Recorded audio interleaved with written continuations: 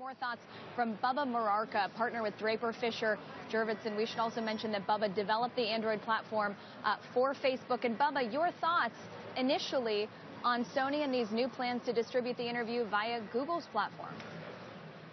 Yeah, well, it's pretty interesting to see how rapidly this has been changing over the last week as new information and new channels are coming out. But I'm really excited to get a chance to see what ends up happening tomorrow, and happy to see companies like Google and Sony collaborating to figure out how to get this film out to people that are seeing it.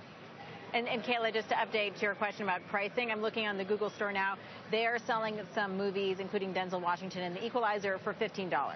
So for new releases, it seems like $15 is the going rate on the Google Play Store right now. We'll have to see how much Sony will charge. Very interesting. Bubba, when you think about the strategy or lack thereof that Sony has taken on this issue, the cancellation happened about a week ago. How long does it take for some of these negotiations to come together? Or do you think that Sony has an advantage until waiting till the last minute to announce any new plans for this? You know, that's a great question, Kayla. These things are always kind of last second, frankly. Big, complicated deals with a lot of aspects, both stakeholder buy-in and also ramifications given some of the underlying context around this film. You know, I don't think Sony was holding back. I think they've probably been all hands on deck scrambling to try to figure out the best way to get this movie to consumers. Yeah, Bubba, I wonder, just walk me through the legal renegotiations that are happening. You got the White House calling, telling you to screen this. You got distributors. I assume talent contracts are going to have to be rewritten, taking residuals into account. I mean, this is extraordinarily complicated.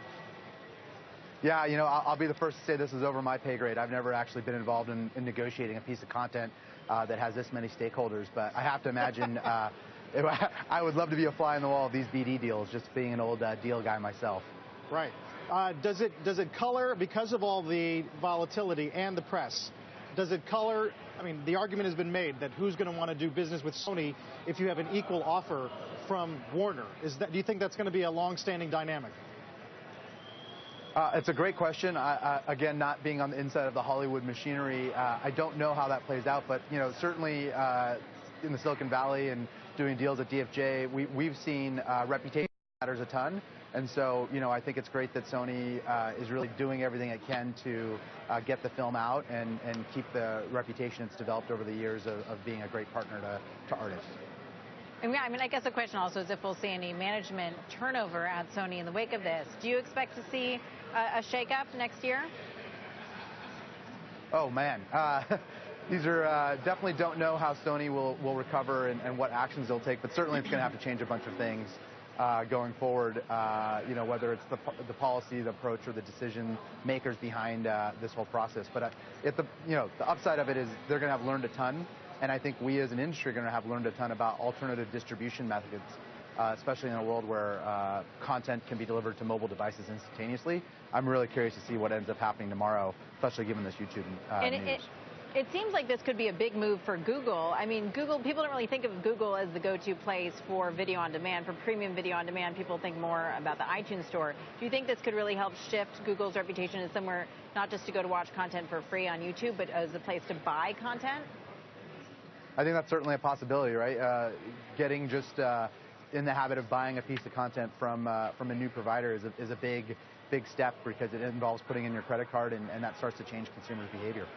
I have to wonder, and we know the NSA is involved in this whole circle of conversations, clearly the White House and the president who continues to work from Hawaii, but you have to wonder if Google, I'm on a limb here, but got some assurances perhaps that they would get some aid in security. I wonder how the mindset of security has changed at Draper, Bubba, in light of what the North Koreans have been able to do.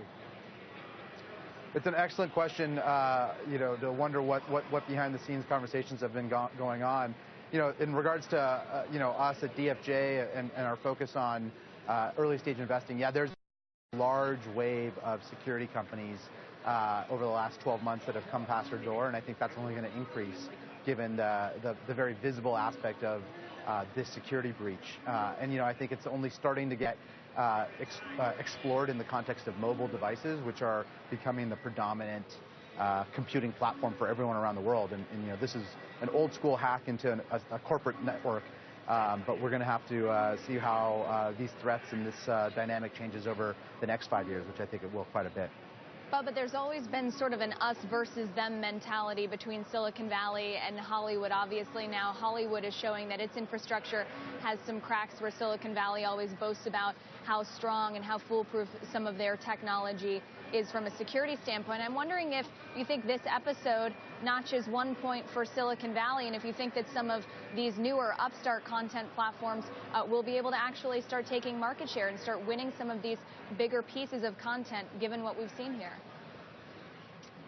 That's an interesting question. I think, I don't think the rivalry or the boasting between Hollywood and Silicon Valley, from my perspective, is all that real. I think there's a tremendous amount of respect for the creative talent in Hollywood, and I think likewise for the technical talent here in the Silicon Valley. And I think our two industries are learning how to work together better over time, given the different business models we've come from. But, it all comes down to killer great content in Hollywood and killer great product experiences in the Silicon Valley. And so I think whoever can get those to consumers stands to win. Bubba, we appreciate you joining us. We had a whole docket of things we were going to discuss with you, from Uber to Twitter, and we'll have to get to those another day. But we appreciate you joining us on Sony and the interviews plans to release on Google now. Thank you, Kayla. I look forward to coming back sometime soon.